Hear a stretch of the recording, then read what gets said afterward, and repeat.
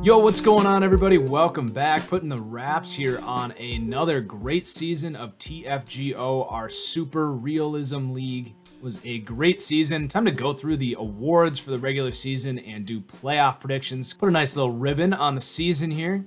And for the first time in this league, these awards are actually going to come with some ratings boosts.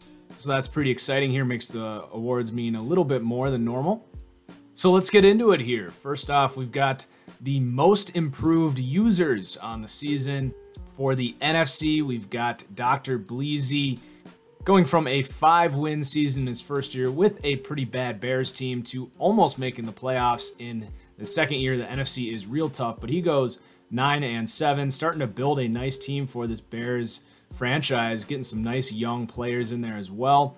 And then the Jaguars taking control of the AFC South. Had an 8-8 season in year one, but this year they're going to clinch that AFC South. We're missing the Week 17 game here, but either a 10 or an 11-win season. So congrats to you two. Good luck in the playoffs to the Jaguars. And our first positional award here, we've got Russell Wilson winning the best quarterback.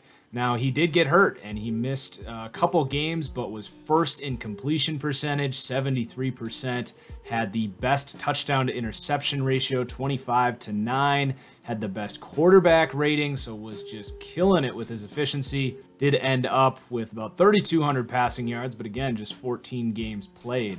So Russell Wilson, the signal caller for the undefeated Seahawks, getting best quarterback. He's going to get +2 short accuracy and +1 awareness.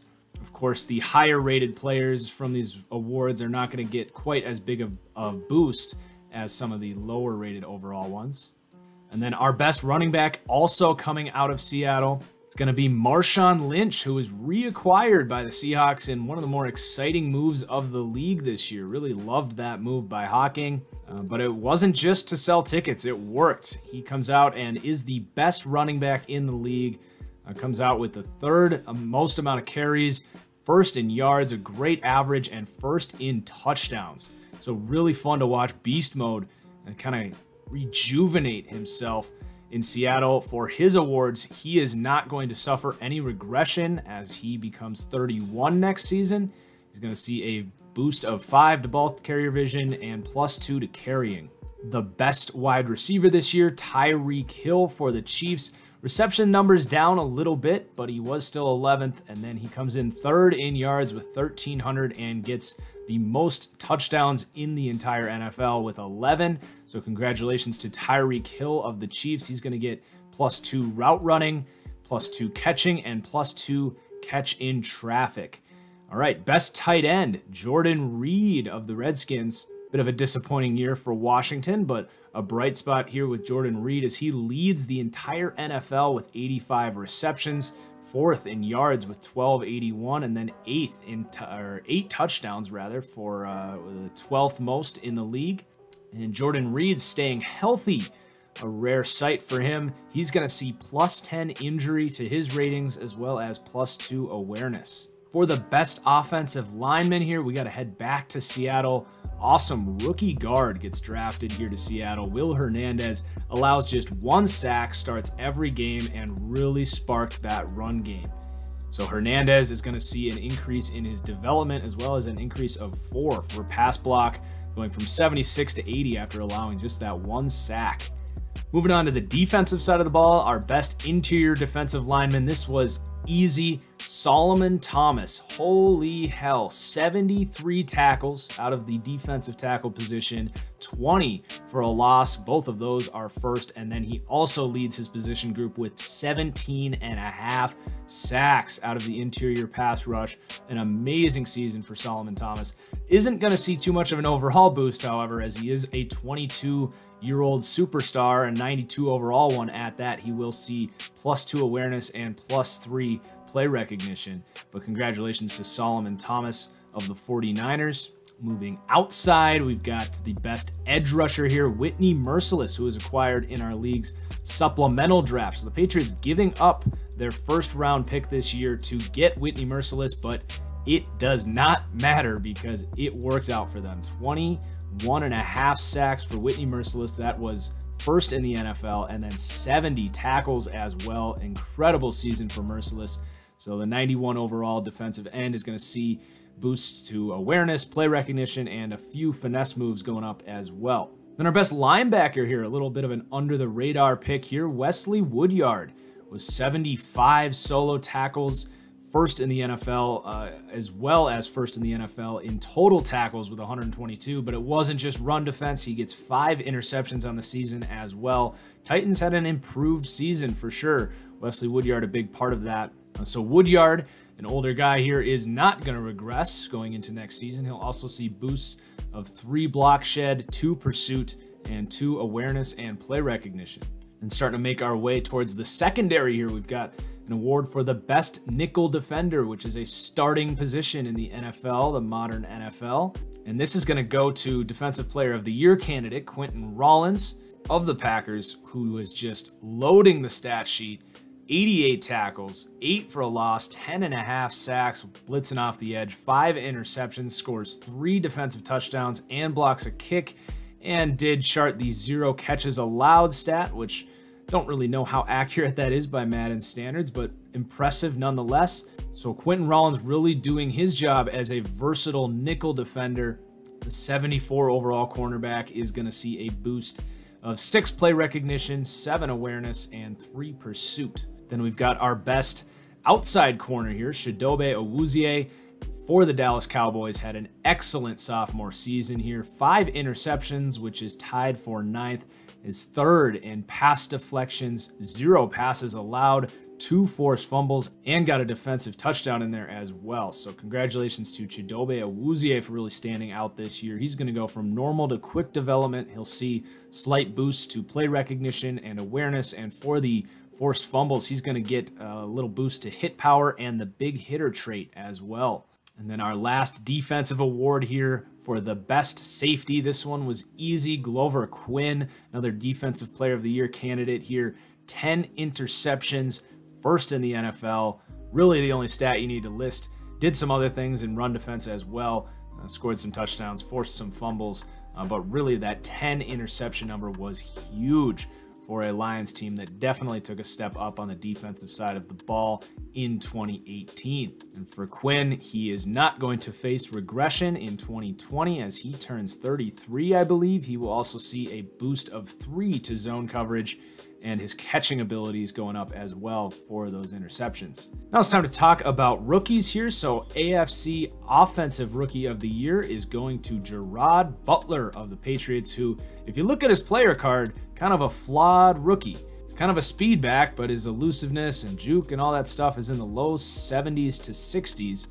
So he will get a little correction there thanks to his great season. But he comes out 3rd in yards, 1st in touchdowns, and 3rd in average as a rookie running back for the Patriots. So he's going to go from quick development to superstar, and as I mentioned, he's going to see a boost to elusiveness, stiff arm, and spin move. That said, though, those are still pretty low for a really good rookie running back. And then NFC Offensive Rookie of the Year is going to go to Mike Gesicki for the Detroit Lions. Gets 72 receptions, which is 5th in the NFL among all positions. He also comes up just short of 1,000 yards and gets 4 touchdowns. So a good season for Gesicki. He had slow development, so that is going to be his reward, is going from slow dev to quick dev so that he can continue on the right path here for his career. And then on the defensive side of the ball, AFC Defensive Rookie of the Year, Kaiser White out of West Virginia. Awesome season. Stats stuffer extraordinaire. Was probably the runner-up for the Best Nickel Defender award. But he comes away with 6 interceptions, forced fumble, 3 touchdowns, and 69 tackles. The 71 overall rookie will gain quick development coming up from normal and a boost of 8 awareness. So a nice boost for Kaiser White. And then on the NFC side, Derwin James comes out as a superstar, an 82 overall, and he had an excellent season. 5 interceptions, 63 tackles, gets a pair of touchdowns. His big boost is going to come in some odd ratings that he has. His spectacular and catching traffic were in the 20s, so he's going to get a massive boost. Plus 46 spectacular catch, plus 42 catch and traffic, and that will put those at 70 each. He'll also get 1 hit power to go from 80 to 81. And then a little fun award here. We got our ringers. These are the players that you would not have expected to do what they did, but deserve some recognition. So on the AFC side, Jermaine Kearse. How about Jermaine Kearse coming over from the Seahawks a couple years ago? Now making an impact, a big-time impact for this Jets team that is probably going to be making the playoffs here. 75 catches, second in the NFL, 1,205 yards, which is fifth, and 4 touchdowns. So the 77 overall receiver is going to get a big boost to a bunch of traits there, as you can see. And then on the NFC side, Morgan Trawick for the Chicago Bears, 4th-round pick. And he only played 11 games after suffering an injury in the middle of the season, but an incredible season for the rookie. 10 tackles for a loss among 39 tackles, and gets 10.5 sacks out of the interior pass rushing position. So he's going to get a boost of 7 awareness, 6 play recognition, 5 power moves, and 3 finesse moves. So hopefully he can stay healthy and have a great career path there for Morgan Trawick. And then the 2 big ones here, defensive MVP is going to go to Glover Quinn. There was some great candidates here. It was really close for me. He's not going to get any extra boost. It is factored into his safety award as well. But really, this was a close one for me between Glover Quinn, Solomon Thomas, and Quentin Rollins. You really could have picked either one. I think if we put it to a league vote, it would be very close all across the board. So all 3 are worthy, but we are going to give it to Glover Quinn, the veteran safety for the Lions, helping perhaps a Hall of Fame case for Glover. And then another veteran is going to take home the MVP, Marshawn Lynch. Could it have been Russell Wilson? Maybe if he stayed healthy, but it was the acquisition of Marshawn Lynch that really helped carry the Seahawks team to an undefeated regular season. Definitely plays into factor here. But really fun to see Marshawn Lynch back in a Seattle Seahawks jersey. And not just back, but killing it. And he's going to look to get the job done in the playoffs himself. So congrats to all of our award winners. Next up, we are going to do our playoff predictions. So there are still some games to play out, but I think I've mapped this out based on how it should play out. There is one big game here that's going down, the Bucks and Panthers. And the Bucks and Panthers and 49ers are all extremely close. The winner of the Bucks-Panthers, that is going to happen tonight, I think at 10:30 Eastern, will make the playoffs. And then Madden is basically going to play the hand of God and decide who's going to make it between the 49ers and the loser of that game I just mentioned. But I'm going to pick the Bucks to win that, and I think the 49ers are going to get the edge because of their conference wins. But as we all know, this game doesn't always do as it should when it comes to playoff tiebreakers, among many other things. But anyway, this is our playoff outlook here. Let's just start on the NFC side here. Packers, myself, hosting the UPS boy, that's Cole. And, you know, Cole's going to come out. He'll talk a big game. I'm sure he'll let the trash talk out of the box nice and early. But when all is said and done here, maybe 2 or 3 Jameis Winston interceptions later, a few Quentin Flowers touchdowns after Aaron Rodgers celebrates from the bench. And the UPS boy down there in Tampa might not be running his mouth quite as much. So I'm taking the Packers to win that one. And then we've got the Falcons hosting supposedly the 49ers. I'm going to take the Falcons in that one. We got a new 49ers user in here. He's been good. Falcons has been a pretty steady rock there, though. So I'm going to take the Falcons. On to the AFC side, this first round, real tough to pick because I'm not too familiar with either the Jets or the Ravens. Both are new users, but both have been playing very well since they came in here. So they could definitely be ringers here, as we're kind of don't know exactly what to expect. Before the Steelers hosting the Ravens, I am going to take that upset of the Ravens. And then the Jaguars, our most improved AFC team this year, hosting the Jets. I'm sorry, Matt, but I'm going to take the Jets to win that one. He's been great since taking over that Jets team. So now we look at the divisional round here. And Hawking and myself, of course, we're going to have to meet again. Will Aaron Rodgers be back for this game? We'll see. The timeline matches right up with this week, so that's going to be a huge factor. Was an absolute bloodbath when we played earlier this year. I just choked it away.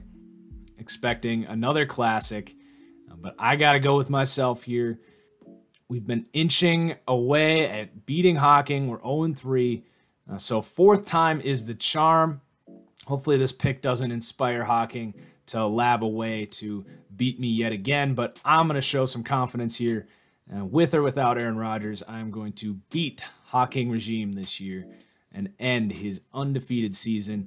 And then the Cowboys hosting the Falcons. Cowboys are rolling right now. It's going to be hard to pick against them, so I'm going to take the Cowboys to beat the Falcons. On the AFC side, this is where me picking the new users is going to end, so I'm going to go with the Patriots to beat the Ravens, as well as the Chiefs to take out the Jets, which leaves Packers, Cowboys, and Patriots, Chiefs for the conference championship.